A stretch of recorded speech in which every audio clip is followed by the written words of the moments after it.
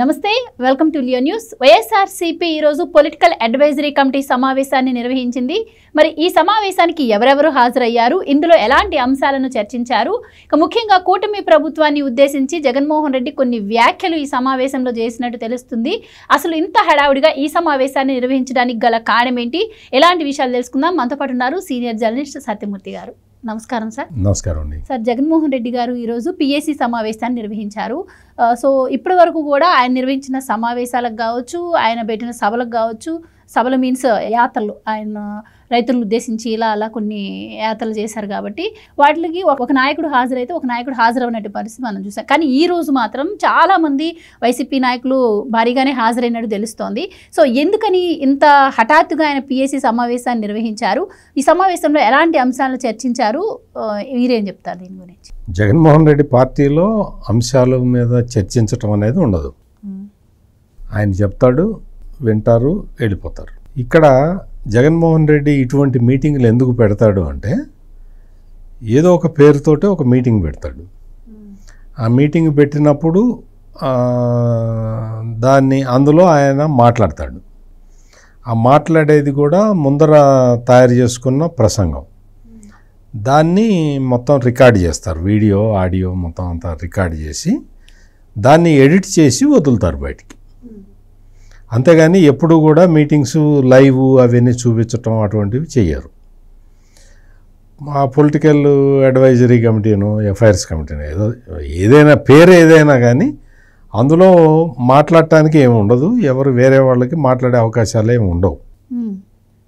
YV Subbareddy కూడా చెప్పాడు కదా, మా పార్టీలో మొన్నటి వరకు A2 నేనే అని చెప్పుకున్నాడు విజయసాయి రెడ్డి. మా పార్టీలో అట్ట A1 అంటే 1, 2 అనేది ఉండదు. మాది 1 నుంచి 100 వరకు అంతా జగన్మోహన్ రెడ్డి.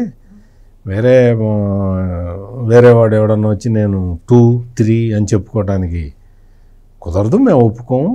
మొత్తం అంత మాకంతా జగన్మోహన్ రెడ్డి, 1 నుంచి 100 వరకు జగన్మోహన్ రెడ్డి అని చెప్పాడు కదా. మరి 1 నుంచి 100 వరకు జగన్మోహన్ రెడ్డి అయినప్పుడు ఆ పార్టీలో ఇంకా చర్చించేది ఏముంటుంది? ఏముండదు కదా. చర్చలు ఏమి చర్చిస్తారు?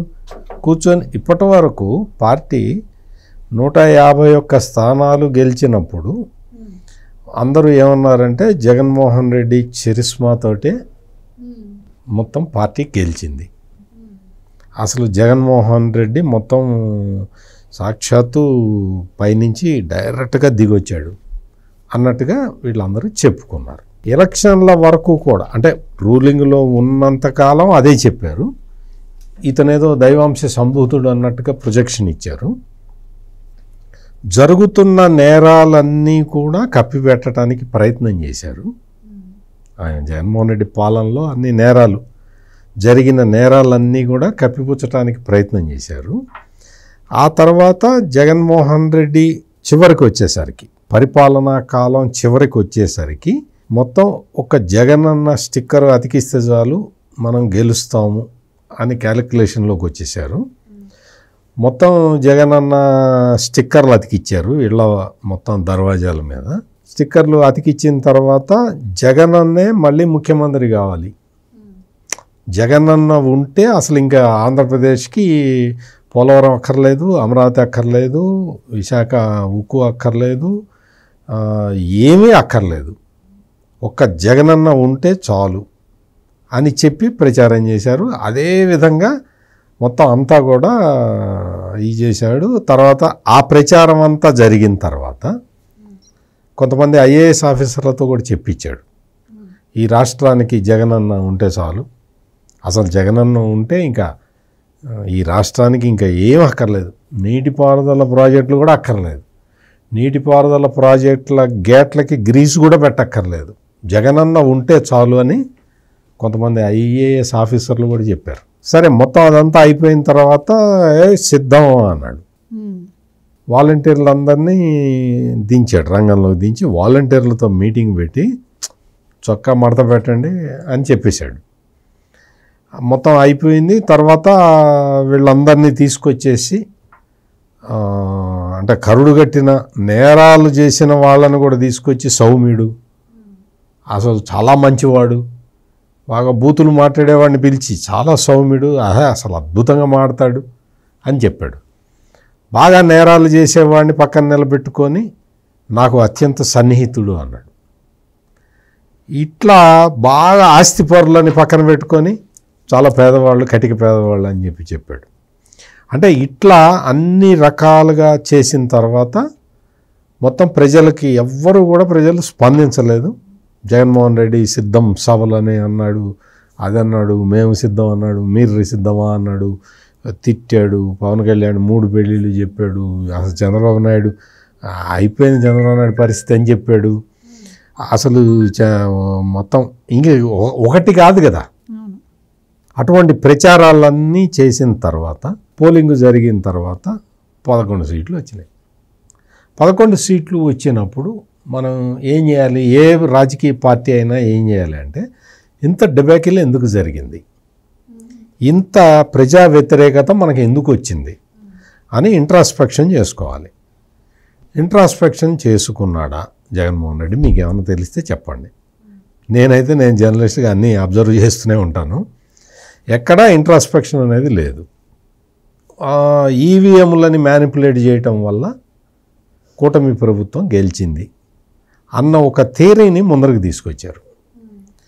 ఎప్పుడైతే జగన్మోహన్ రెడ్డి ఈవీఎంల ద్వారా కూటమి ప్రభుత్వం ఏర్పడ్డది అన్న ప్రచారం మొదలుపెట్టారో తెలుగుదేశం వాళ్ళు ఏం చేశారు, ఈవీఎంల ఈ బ్యాలెట్ పేపర్ అయితే చంద్రబాబు గెలిచేవాడా అని ఎప్పుడైతే 151 సీట్లు వచ్చినాయో అప్పుడు జగన్మోహన్ రెడ్డి చేసిన కామెంట్లని తెలుగుదేశం ప్రచారం చేసింది.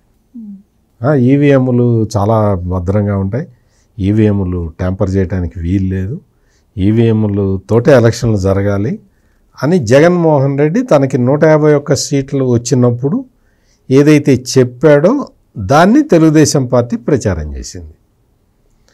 దాంతో వైఎస్ఆర్ కాంగ్రెస్ పార్టీ చెప్పిన ఆ థియరీతోటి ఎవడు నమ్మలేదు, ఎవడు కూడా అసలు జగన్మోహన్ రెడ్డికి క్రెడిబిలిటీ ఇవ్వలేదు.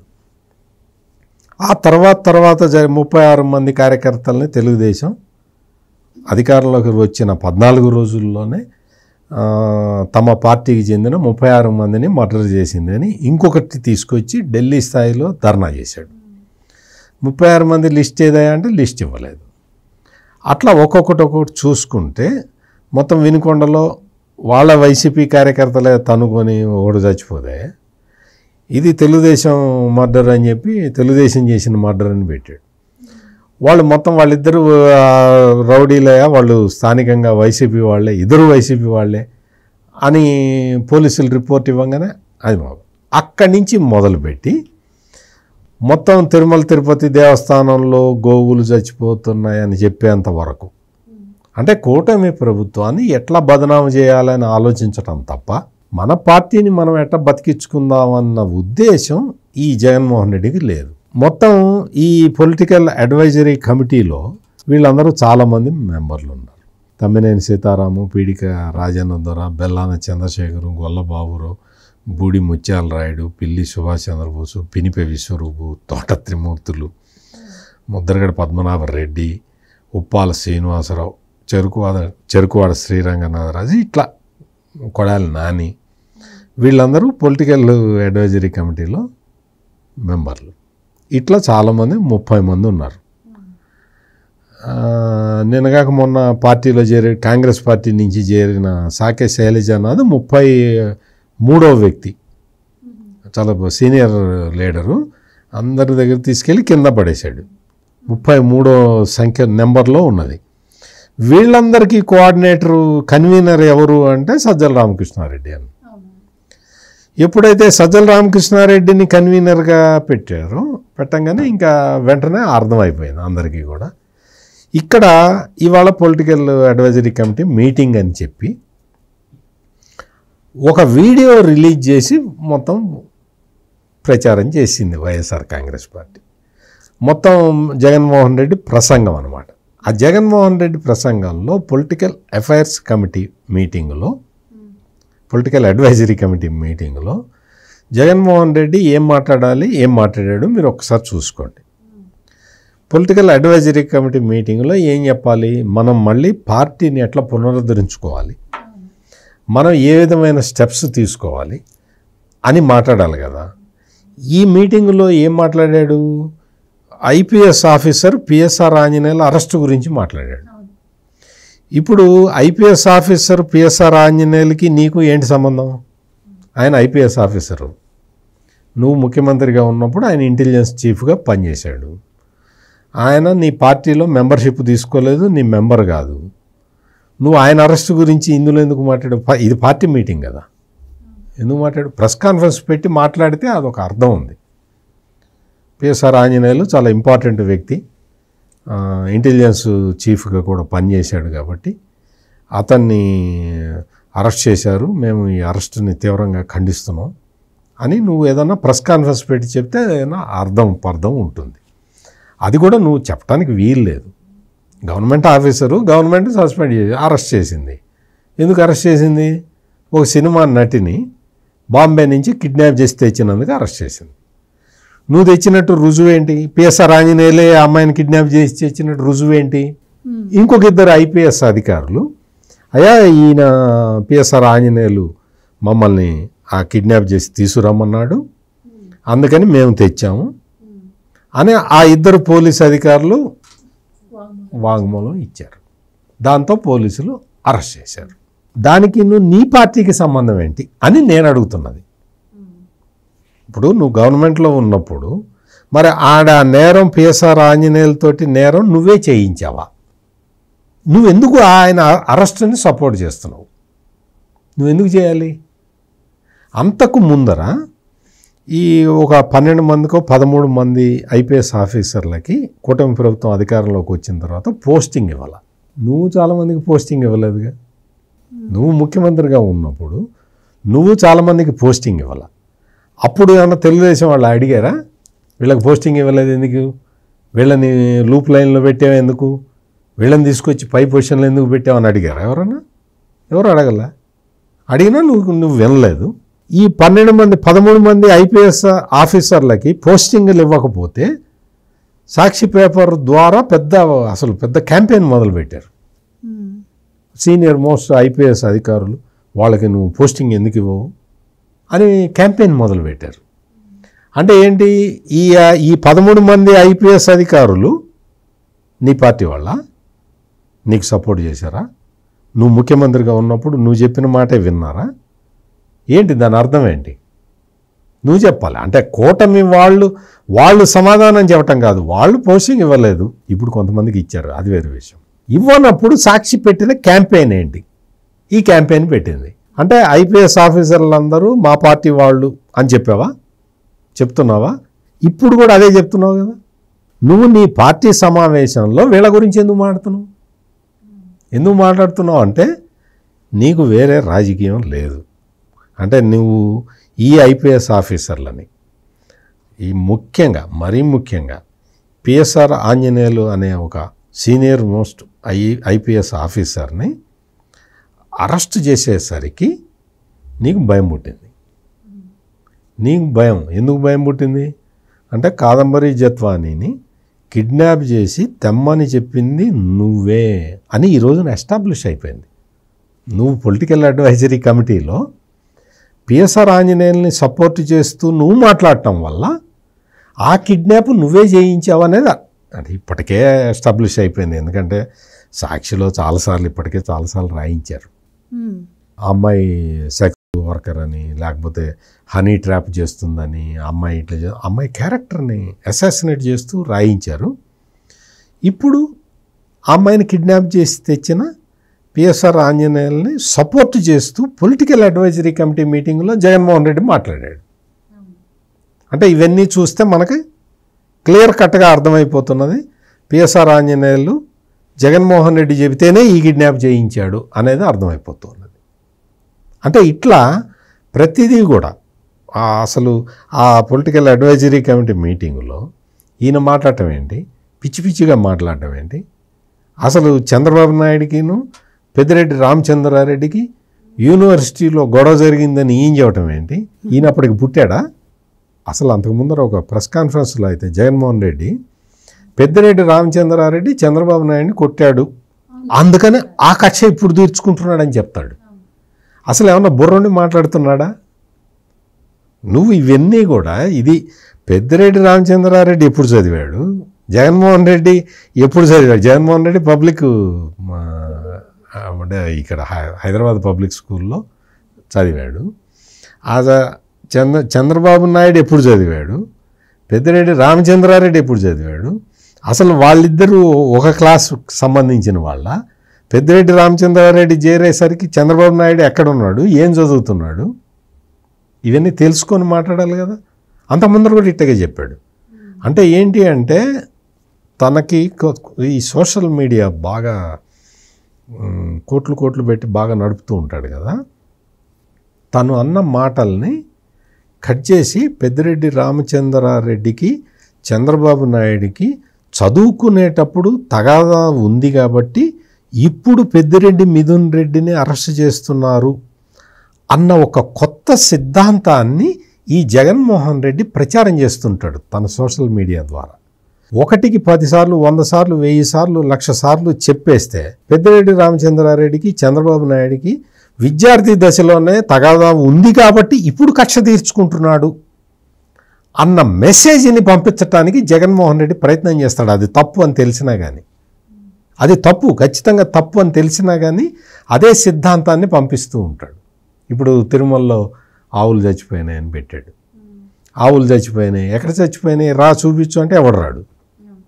అట్లా తిరుపతిలో పింక్ డైమండ్ పోయింది అంటే పోయిందా, చెప్పబోయా ఎక్కడ ఉందా అంటే అధికారంలో ఉన్న 5 సంవత్సరాలు ఆ పింక్ డైమండ్ గురించి మాట్లాడు. లడ్డు ప్రసాదంలో కల్తీ జరిగింది అని సుప్రీంకోర్టు దాకా వెళ్ళి సుప్రీంకోర్టు ఒక కంబైన్డ్ సిట్ వేస్తే ఆ సిట్ ఎస్టాబ్లిష్ చేసి ఒక 6గురిని అరెస్ట్ చేస్తే లడ్డు కల్తీపై విష ప్రచారం చేస్తున్నది కూటమి ప్రభుత్వాన్ని వదులుతూనే ఉంటారు సమాజంలోకి. ఆ మెసేజ్లన్నీ వస్తూనే ఉంటాయి. మీరు చూడండి, తిరుపతి లడ్డు మీద అభూత కల్పనలా, అసత్య ప్రచారాలా సుప్రీంకోర్టు చెప్పింది కదా. అరెస్ట్ చేసి సుప్రీంకోర్టుకే చూపించారు కదా 6గురిని. వాళ్ళకి చాలా కాలం బెయిల్ కూడా రాలేదు కదా. అట్లా కాదుట, అది అసత్య ప్రచారం అని ఈ అసత్య ప్రచారం చేస్తూనే ఉంటారు. అంటే ఈ పొలిటికల్, ఇది వైఎస్ఆర్ కాంగ్రెస్ అనేది it is not a political party. ఇప్పుడు నేను చెప్పిన ఉదాహరణలన్నీ మీరు ఆలోచించండి, మీరు విశ్లేషించండి. నేను చెప్పింది అబద్ధమా నిజమా అనేది మీరు ఒక్కసారి విశ్లేషించి చూడండి. It is not a political party.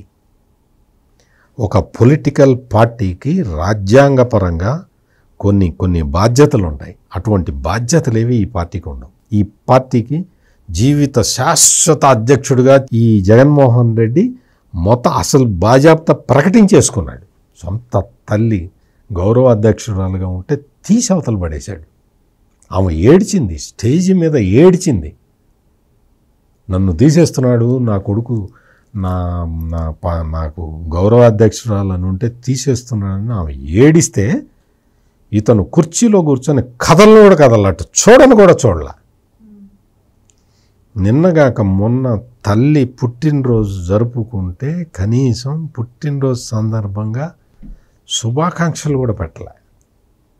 నా తల్లి అబద్ధాలు చెప్తున్నది, నా తల్లి నన్ను మోసం చేసింది అని క్లియర్ కట్గా నేషనల్ లా ట్రిబ్యునల్లో వాదించిన వ్యక్తి జగన్మోహన్ రెడ్డి. అంటే సొంత తల్లి, కన్న తల్లి 9 మాసాలు మోసి కని పెంచి తన ప్రాణానికి ప్రాణంగా పెంచుకున్న ఒక కొడుకు వచ్చి తల్లిని నువ్వు మోసగత్తేవి అంటూ ఉంటే మరి ఆ తల్లి ఎట్లా ఫీల్ అవుతున్నదో మనకు తెలియదు. కానీ ఆమెకి కనీసం బర్త్డే గ్రీటింగ్స్ కూడా చెప్పకుండా ఈ సజ్జల రామకృష్ణారెడ్డి ఏంటి, వీళ్ళందరితోటి మీటింగ్ ఏంటి, ఈ మీటింగులో వచ్చి ఐపీఎస్ ఆఫీసర్ల గురించి సపోర్ట్ చేయటం ఏంటి, నీ పార్టీ ఓటమి, అసలు నువ్వు ఎందుకు ఓడిపోయావు, ఆ విషయాల మీద నీకు సమీక్ష ఏమన్నా ఉందా, ఏమన్నా ఎప్పుడన్నా చేసావా అంటే ఇంత ఈగోయిస్టిక్ పర్సన్, ఇంత పబ్లిక్ లైఫ్లో ఇంత కండ కావరంతో ప్రవర్తించే మనిషి ఇంకొకడు ఉండడు అని జగన్మోహన్ రెడ్డి పదే రుజువు చేసుకుంటూనే ఉన్నాడు. సార్ రైట్ అండి, థ్యాంక్ యూ సో మచ్. నమస్కారం. Please subscribe to Leo news for more videos.